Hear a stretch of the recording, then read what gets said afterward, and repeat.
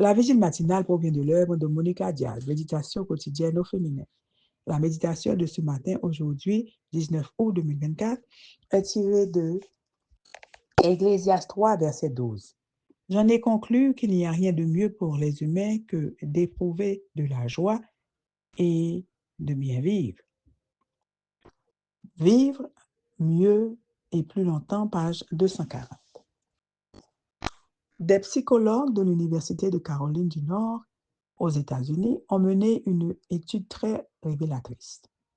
Les personnes qu'ils ont étudiées étaient des nonnes. Pourquoi des nonnes? Parce qu'elles ont toutes un mode de vie très similaire en termes d'alimentation, de routine, de soucis et de difficultés. Dans le cadre de cette étude, un écrit réalisé en 1930 par 180 de ces religieuses à la demande de la mère supérieure a été analysé.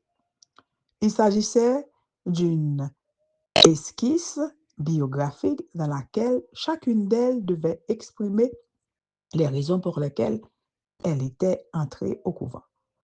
Dans cet écrit, toutes avaient laissé libre cours à leurs émotions et après une analyse exhaustive de cet écrit, les chercheurs ont découvert qu'il existait une relation directe entre la longévité de ces femmes et la transmission de mots et d'émotions positives.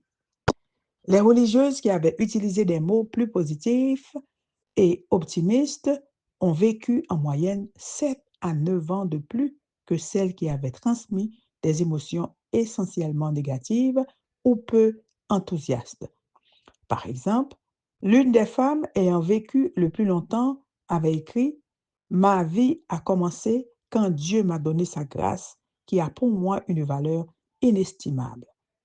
L'année dernière, alors que j'étais candidate pour entrer dans cette institution, j'étais très heureuse et maintenant, j'attends avec une grande joie de recevoir l'habit pour commencer une vie d'union avec Dieu. » Les chercheurs ont conclu que la joie, l'optimisme, le bonheur et l'expression de ces émotions par les mots ont un effet évident sur la longévité.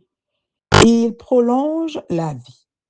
En fait, ces scientifiques ont découvert que, comme le dit la Bible, il n'y a rien de bon pour l'homme, sinon de se réjouir et de faire ce qui est bon pendant sa vie.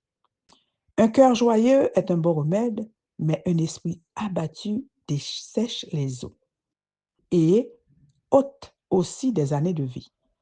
Choisissons donc intentionnellement de le faire. Choisissons l'optimisme vital.